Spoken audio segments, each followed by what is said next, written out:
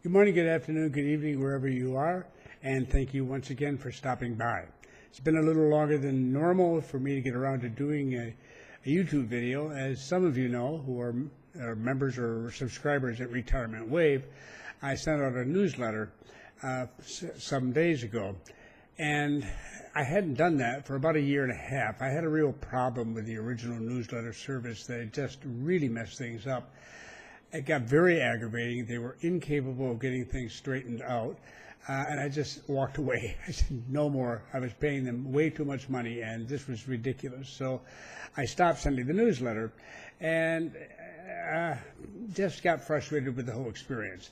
Now, however, I have a new opportunity and a new professional service and so forth, and they offered me the opportunity to use it one time free, which I did, to get an idea of how it works and so forth. And I'm perfectly happy with it. It doesn't have quite all the bells and whistles of the old service, but so many of those bells and whistles are there for one purpose, and they're commercial. They're there to sell things, and I don't sell things, so they're not very useful to me, and they can make everything more complicated. So as a result, that newsletter went out. Another reason it went out is that I wanted to get it cut down. Oddly enough, I'm probably the only person with a newsletter who wants fewer subscribers. My whole attitude is that if you don't really have an interest in Panama or moving here, and you really don't want to read my newsletters or anything else, I don't need you on the list. I mean, I don't want you on the list, not because I don't like you, but because it's just extra email in your inbox, and you don't want it. And for me, it makes no difference to me. There's no money involved with this, so what? I'd rather that we cut it back down, and you have you free yourself from this. And I mentioned that in the first newsletter I sent out, and I will mention it in future newsletters. It's just at the bottom of the newsletter. You can always hit unsubscribe. So I expected quite a bit of that. After a year and a half of not sending anybody anything, and not even an explanation of what was going on, because I didn't have a means to do that at that stage, I anticipated that the some 5,800 members that I had left with would have been substantially reduced. I mean, a lot of people have gone on to other things, and they forgot, some of them, that they even subscribed to the newsletter, and so on. So I did anticipate quite a drop.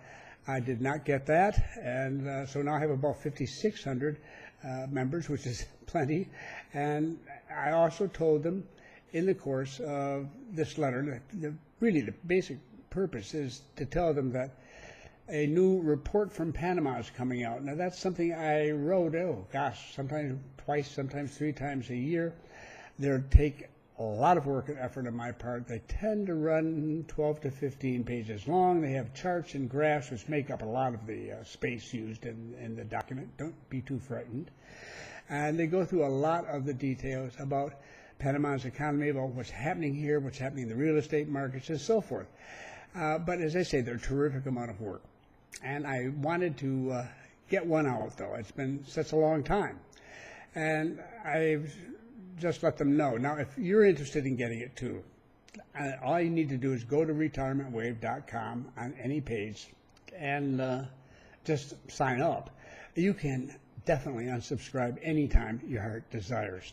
So if you just want to do it to get the report automatically sent to you, or at least a link to the report, it's a PDF file.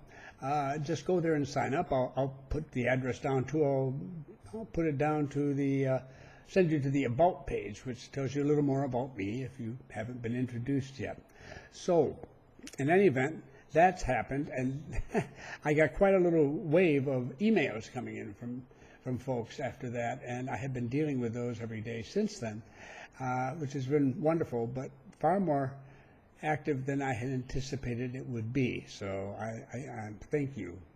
It's very complimentary, and I appreciate it.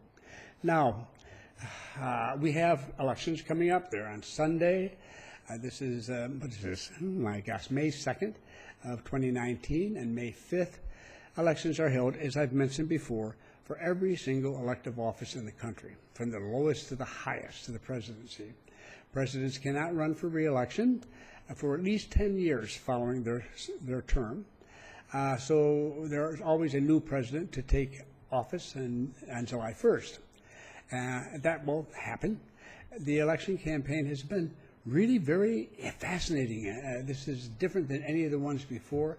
Oddly, people feel very strongly about it. They're really involved. It looks like we may set a new record for participation. There's a lot of opinions, a lot of candidates. There are thousands of candidates for hundreds of positions, but for the presidency, we have 7, of whom 3 or 4 have a shot at actually winning. The polls are all over the place. There's quite a bit of people are upset. They're upset that the economy has been slow. They're upset by cases of corruption that have shown up, and yet we don't riot. We're not like a lot of nations all over the world. We don't. When people get upset and what have you, they get very intense. They listen to the debates. They take part in them. Everybody from the maid to the taxi driver to everyone around me, all the way up the ranks, they're all very much aware of what's going on, what the candidates are. And this is a small country. The candidates cover it like a blanket. And I've often said that any Panamanian who wants to can meet every single one of the candidates for president, probably the ones for vice president as well, and face to face and talk to them, because they're constantly traveling in a country that you can go from Panama City to David in the west in a matter of 5, 6, 7 hours, depending on how you drive, and it's just so easy. It's so fast. They don't have to have planes. They can just get in the car and they go, and they have buses and all this sort of stuff. It's been very good. The Electoral Tribunal, which is the body which oversees elections here, is a bit different than it operates in a lot of other nations. They are, since we don't elect governors or whatever, we don't have states in that sense. We're one nation, one election process. They run the whole thing. They set the standards. This is the first time they limited the campaign to 90 days, because the thing was getting started way in advance and getting out of hand, and money was being spent and everything else 6 months in advance, and they said no more. And when some groups put up political material a couple weeks before that period began, the Electoral Tribunal staff went out and took the stuff down, because they weren't going to wait for those guys to take them down. They got their hands slapped and told very clearly, and some negative publicity, and the staff were taking down the signs, which is perfectly okay. I mean, that's the rules. They've been very strict on money this time around. There's been a lot of overspending and questionable contributions and what have you in the past. This year they have been extremely tough on this, and reports come in every week, I believe, but they're frequently, and they list everybody and how much they've given and so forth, and you can get the information for yourself.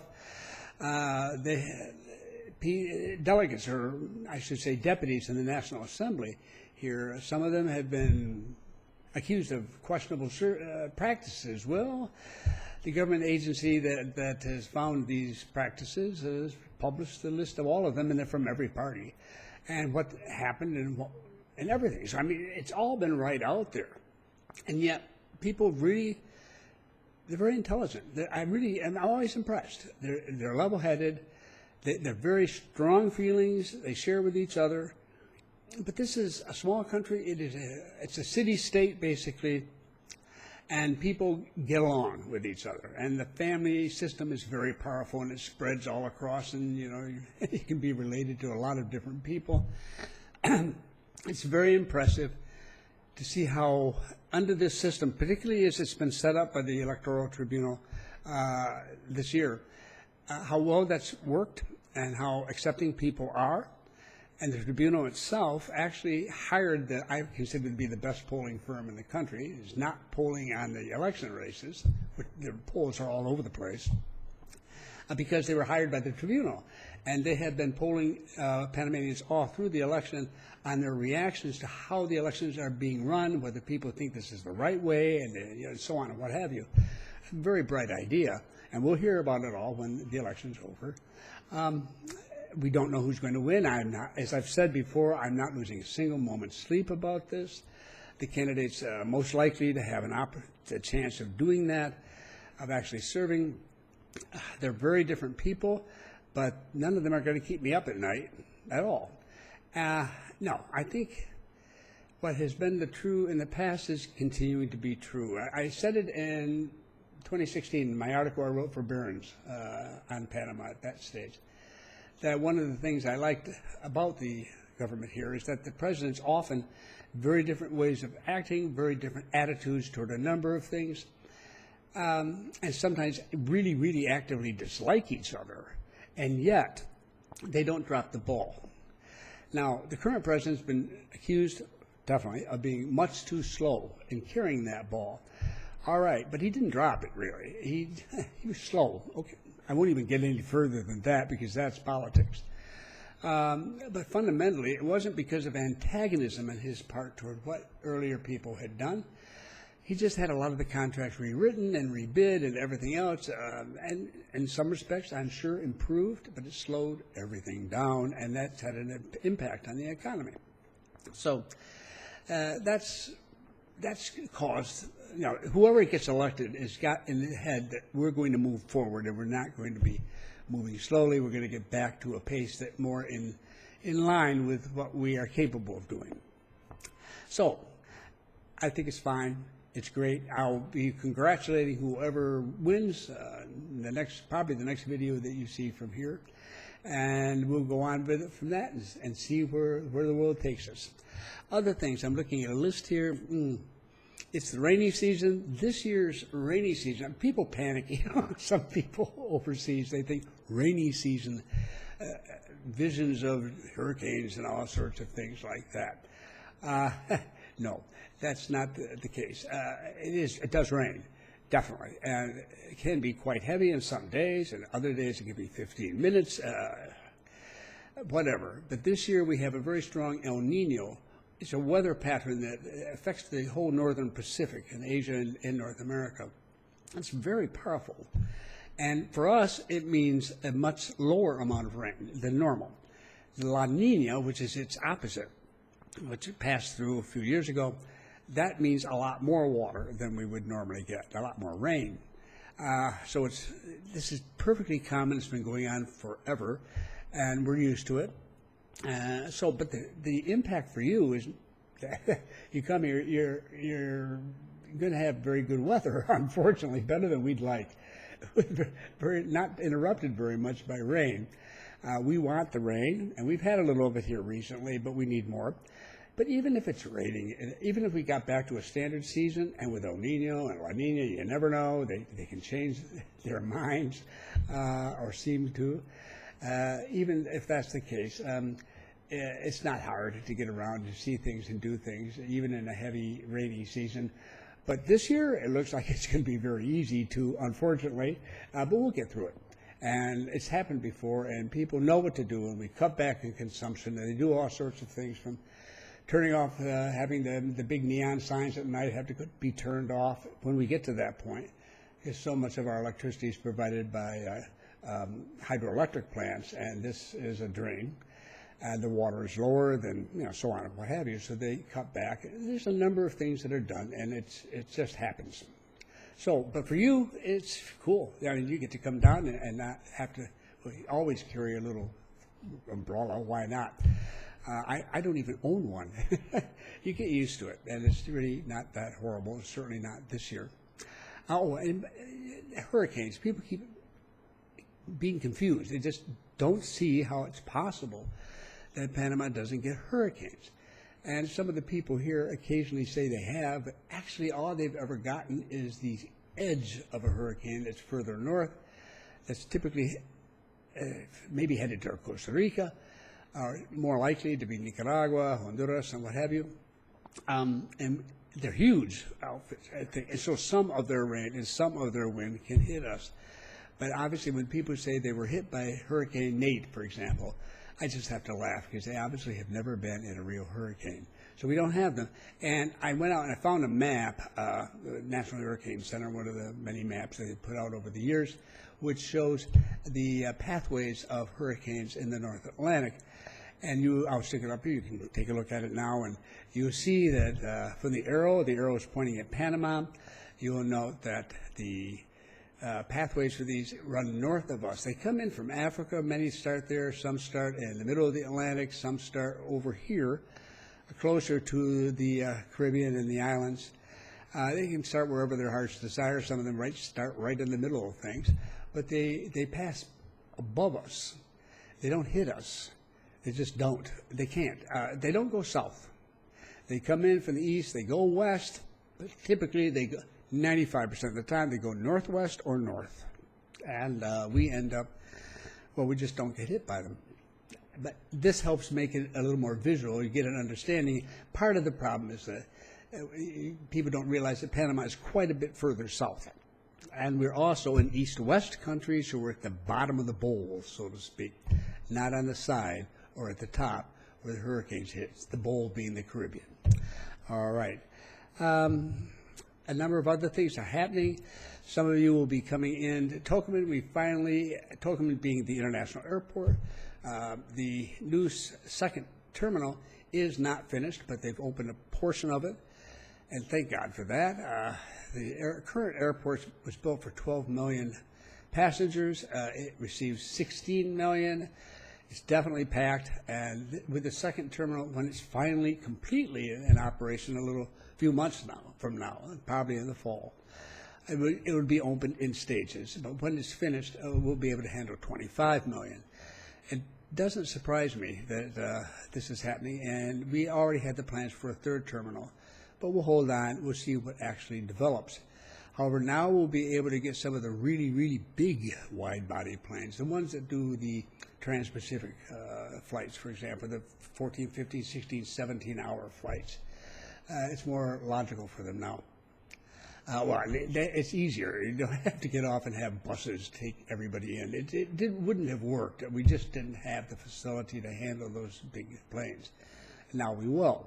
That's going to be very useful to us. It's a hub. It's really a hub. Now, Mexico is a much larger country. It has 30 times our population. It's well known that its economy, it has larger corporations, of course. It's a much bigger country. It has a bigger domestic market, and so on and on and on. So they're not as much. They don't have as much money per capita, per person. As I often say, it's not how much money you make; it's how many mouths you have to feed. They have a lot of mouths to feed, and so their per capita income is much lower than ours, and their minimum wage is lower than ours, and so forth, and what have you. But they're a big outfit, and a lot of, because it's a big market, just in sheer size, you can imagine they have a lot of international traffic from a business viewpoint going in and out of Mexico City. If you sit down, as I did a couple months ago, it's probably changed one or two now, but back then there were just over 50, I think it was 52 international cities that were serviced by year-round flights from Mexico City. I say year-round because there's a couple that only are active during the course of the winter season. Otherwise, so we're looking for the standard ones. Now, I think it was 52 here in Panama City, little teeny-weeny Panama City. It was 86, as I remember it. So much larger. We're truly a hub. And not all those people come out. All 16 million of them don't come down into Panama City. It could wipe us out. They're on their way somewhere, but we have an opportunity to attract them, and then many come. That's how we get a lot of our tourism and why tourism is growing so much. So now with the new terminal, we'll be able to open up new routes. We've had an agreement signed for almost a decade now with Singapore, for Singapore Airlines, but we haven't had the facility. I'm hoping that will lead, if not this year, next year, to a direct flight from Singapore, or at least flights from Singapore Airlines from wherever they want to come, and so forth. So that should actually get larger, and we're just way out in front of other Latin American airports here in terms of the number of cities internationally that we connect with. We're a hub, we're a business center, we're a financial center. We actually play a very important role in a lot of things, and now more and more in air transport and the canal, obviously, for the sense of freight, but air freight too. We have a large free trade zone now being created up at the airport. It just goes on and on and on. So I'm going to leave it at that to let you know that you may be coming in through it. You will see the rest of it still under construction. The second line of the metro is now started, although they have some cosmetic stuff they've got to get done. It's operating. I think the president wanted to get that done before the elections. I think we all know that. It's okay. And our convention center, it's probably going to be September before we see it. The sooner the better as far as I'm concerned. But at least that has been making progress. So things are coming along. And that's where we stand right at the present time. So I'm going to leave it at that for today. And I'm going to be back to you a little bit faster than I have been the last time. And bringing up some more information and answer a couple more questions that have come in. But I think that's enough for tonight. And thank you very much for stopping by. It's always appreciated.